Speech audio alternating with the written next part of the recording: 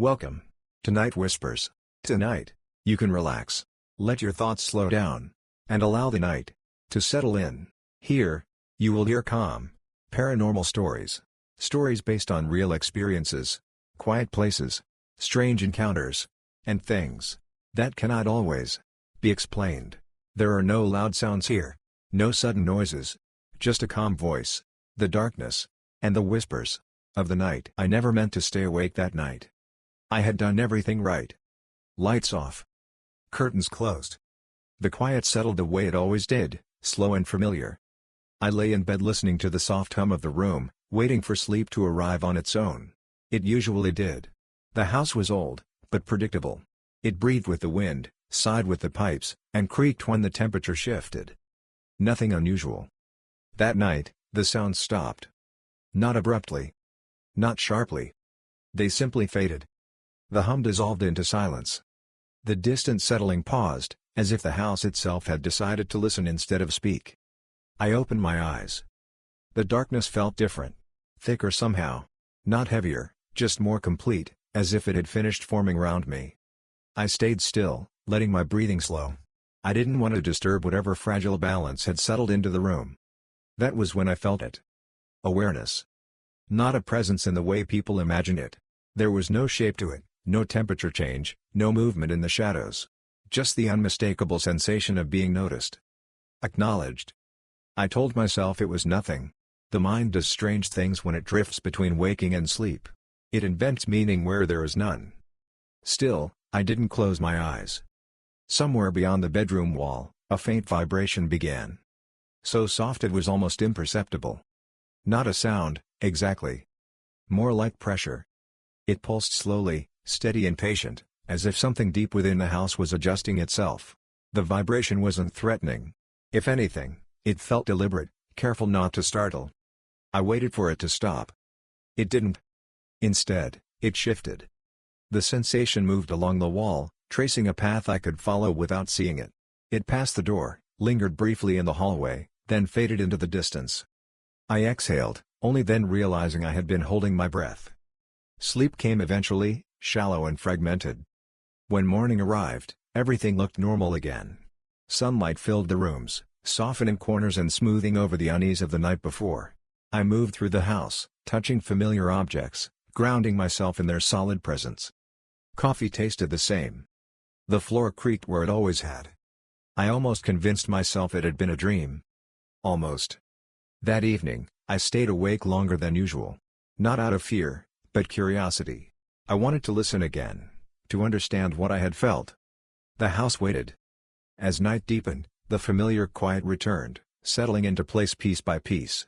I lay back and closed my eyes, focusing on the darkness behind them. The vibration returned almost immediately. Stronger this time. It moved with intention, traveling slowly through the structure, mapping the space with quiet precision. When it reached the wall beside my bed, it paused. I felt it then, clearly. The house was aware of where I was. Not just the room. Not just the bed. Me. The realization sent a slow chill through my thoughts, not sharp enough to frighten, but cold enough to wake every part of me. I remained still, listening as the vibration adjusted, softening, as if responding to my awareness of it. A strange calm followed. The pressure eased, settling into a gentle rhythm that matched my breathing. For a brief moment, the sensation felt almost comforting, like the house was ensuring I remained where I was meant to be. Sleep came again, deeper this time. And with it, dreams. I stood in a hallway that didn't quite exist. The walls were familiar, but the angles were wrong, subtly curved inward. Light glowed faintly from nowhere in particular, illuminating the space without casting shadows. I could feel the house around me, closer than before. Not enclosing me. Containing me. I took a step forward, and the floor responded, warming beneath my feet. Another step, and the walls seemed to adjust, narrowing just enough to guide my path. I wasn't alone in the dream. Something moved with me, not beside or behind, but within the structure itself. I could feel its attention, gentle and constant, following each thought as it formed. Then, without sound, without language, it reached toward my mind. Not to invade. Not to command. To learn. I woke with my heart racing, the echo of that contact lingering long after the dream had faded. The room was silent again, ordinary and still, but the feeling remained. The house had noticed me. And it was paying attention now. The following nights began to blur together. Not because they were identical, but because the house learned quickly, and learning smoothed away the sharp edges of uncertainty. Each night followed a similar rhythm, slow and deliberate, as if the house was testing variations of the same question. I would lie down. The darkness would settle. And the silence would wait. The vibration no longer surprised me. It arrived gently now, like a familiar presence taking its place. It traced the walls, paused in the corners, lingered near doorways, always careful, always measured. I noticed that it never crossed the threshold of the bed. It remained just beyond, as if respecting an unspoken boundary. That restraint unsettled me more than intrusion would have. During the day, I began to notice subtle changes. Not physical ones. No walls moved, no doors appeared or vanished, but changes in how the space felt. Certain rooms felt warmer when I entered them, as if they had been prepared in advance. Other rooms felt distant, almost hollow, their air thinner, less inviting. The house was prioritizing. I found myself spending more time in the same few places without consciously deciding to. The living room in the late afternoon. The hallway just before sunset. The corner of the kitchen where sound seemed to linger a fraction longer than it should. When I stood still in those places, the vibration sometimes returned, faint but present, acknowledging the alignment. I didn't tell myself what it meant. I didn't name it. Naming would make it solid. At night, the dreams grew more elaborate. I no longer wandered unfamiliar hallways. Instead, I revisited the same spaces again and again, each time noticing new details. A door frame worn smooth by hands long gone. A window that reflected more darkness than light. The quiet hum of the house beneath everything, steady and constant. In the dreams, I was never afraid. I felt observed, yes, but not judged. The attention felt neutral, almost curious, like something watching weather patterns or the movement of shadows. Something learning how I existed. Sometimes, in those dreams, I would pause and focus inward, becoming aware of my own thoughts as they formed. When I did, the house responded. The walls shifted subtly, the hum deepened, and the space seemed to adjust around the idea of me rather than my physical presence. It was responding to intention. I woke from those dreams rested but unsettled, carrying the sense that I had been somewhere important, somewhere that didn't fully belong to the waking world. As days passed, my routines changed. I moved more slowly. Listened more carefully. I found myself matching my breathing to the quiet rhythm of the house, especially at night, when everything else fell away. The vibration would settle into a pattern that felt almost synchronized with my pulse, and in those moments, the boundary between my awareness and the space around me felt thinner. Not gone. Just flexible. One night, the house tested something new. I woke to the vibration already present, stronger than usual, concentrated not along the walls but beneath the floor. The pressure rose slowly, like something pushing upward from below, careful not to startle. The sensation spread through the bed frame, into my body, resonating softly in my chest. I didn't move. I sensed intention then, clearer than ever before. Not desire. Not hunger. Something more abstract. Recognition. The house was mapping me. Not my appearance. Not my location. My reactions. The way my thoughts slowed when I felt calm. The way my breathing changed when I became aware of it. The way my mind wandered when left undisturbed. I understood that the house wasn't learning who I was in the human sense. It was learning how I functioned. The realization didn't frighten me. Instead, it created a quiet sense of inevitability, as if this process had begun long before I noticed it, perhaps the moment I first stepped inside. After that night, the house grew quieter. Not emptier. More complete. The vibration no longer traveled as much. It stayed close, diffused throughout the structure rather than focused in one place.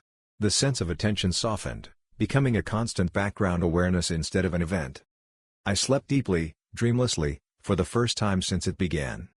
Days blurred more easily after that. Time seemed less rigid inside the house, stretching and compressing without pattern. I sometimes lost track of hours, occasionally whole afternoons, only realizing it when the light shifted unexpectedly. The house didn't direct me. It didn't guide me back to schedules or routines. It simply allowed the moments to pass. One evening, Standing in the hallway as the last light faded from the windows, I felt something change. The air grew still, not silent, but expectant. The vibration focused again, subtle but deliberate. For the first time, I felt the clear impression of a question forming. Not in words. Not as a thought I could answer. But as a pause, waiting to be filled. I remained there, breathing slowly, letting my awareness expand into the space around me. The walls felt closer, not enclosing, but attentive, tuned to the smallest shift in my state. The house wasn't asking me to leave. It wasn't asking me to stay. It was asking me to continue. And for reasons I couldn't fully articulate, I knew that answering would change the shape of my nights forever. The question lingered long after I stepped away from the hallway. It didn't follow me. It didn't repeat itself. It simply remained, suspended somewhere in the quiet structure of the house, waiting to see what shape my nights would take next. I didn't answer it right away. Instead, I returned to my routines, as much as they still existed. I made meals. I washed dishes. I sat by the window and watched the light change. But something fundamental had shifted. Every action felt observed, not closely, not critically, but with a steady, patient awareness. The house wasn't watching what I did. It was watching how I was. At night, the vibration returned in its soft, familiar form, diffused and calm. It no longer traveled through the walls with curiosity. It settled instead, evenly distributed, like a low tide that had found its level. I slept deeply. Not dreamlessly, but gently, my dreams slow and indistinct, filled with impressions rather than images. Rooms without edges. Light without a source. The quiet sense of being held in a space that adjusted itself to my presence. Each morning, I woke with the feeling that something had been completed while I slept. As the days passed, I noticed that my thoughts began to slow naturally inside the house. Ideas stretched longer, less urgent. Worries lost their sharpness, their ability to demand attention. Even time itself seemed to soften, no longer divided cleanly into hours and minutes. I stopped counting. The house didn't need me to. One evening, as darkness settled earlier than expected, I realized I hadn't left the property in days. The thought didn't alarm me. It felt neutral, almost incidental, like noticing a change in weather long after it had already happened. When I considered stepping outside, the idea felt distant, abstract. Not forbidden. Not discouraged. Simply unnecessary. That night, the vibration gathered again, more focused than it had been in weeks. It didn't press or pulse. It waited. I lay still, eyes closed, breathing slow, allowing my awareness to expand beyond my body. The sensation of the bed, the air, the walls all blended together, forming a single, continuous space. The house felt closer than ever. Not enclosing. Not restraining. Listening. This time, the question returned, clearer than before. Not as a request. Not as a demand. As an invitation. I understood then that the house wasn't asking me to decide between staying and leaving. It wasn't concerned with physical presence at all. That part was trivial, temporary. What it wanted was simpler. Attention. The same quiet attention I had been giving it, night after night. The same awareness that had allowed it to learn my rhythms, my pauses, my silences. It wanted continuity. I let the realization settle without resisting it. There was no urgency in the moment, no pressure to respond. The house had waited years, perhaps decades. It could wait longer. Still, something inside me shifted. I became aware of the boundary again, the subtle line between myself and the space around me. It had always been there, flexible but intact, allowing interaction without dissolution. The house respected that boundary. It had never crossed it. I sensed then that the next step would not be taken by the house, but by me. In the days that followed, I experimented gently, without intention. I sat in silence and allowed my thoughts to drift outward, touching the edges of the space around me. I listened without expectation. I existed without narrative. The house responded in kind. The vibration softened further, becoming less noticeable, less distinct. The sense of attention diffused, spreading into a calm, omnipresent awareness that no longer felt separate from my own. We were not merging. We were aligning. One night, as I lay awake beneath the familiar darkness, I realized that the house no longer needed to ask its question. It already had its answer. Not because I had spoken it. Not because I had decided anything explicitly. But because I had continued. I had stayed present. I had listened. I had allowed the nights to unfold without resistance. That was enough. The vibration faded slowly, not disappearing, but settling into a state so subtle it was almost indistinguishable from silence. The house no longer adjusted itself around me. It no longer mapped my reactions or followed my thoughts. It rested. I slept without dreams. When morning came, the house felt neutral again. Not empty, not distant, simply complete. The rooms held their shapes without subtle corrections. The air felt evenly distributed, no warmer or cooler in any particular place. For the first time since it began, the house felt finished. I moved through it quietly, touching walls, passing through doorways, listening for any trace of the familiar vibration. There was none. And yet, I didn't feel abandoned. The awareness remained, faint and steady, no longer active but integrated, like a memory that had settled into the structure of the space itself. I understood then that the house had never wanted to keep me. It had wanted to learn how to exist with someone. And now it knew. Even after I eventually left, even after my presence faded from its daily rhythms, the house would remember the shape of quiet attention, the cadence of slow breathing, the way awareness could rest without seeking. It would wait again. Not for me. For someone else who knew how to listen. Sometimes, when I lie awake in unfamiliar rooms, I feel that same calm stillness settle around me. Not as a presence, but as a possibility. And I wonder whether the house remembers my nights. Or whether I'm the one who learned how to remain.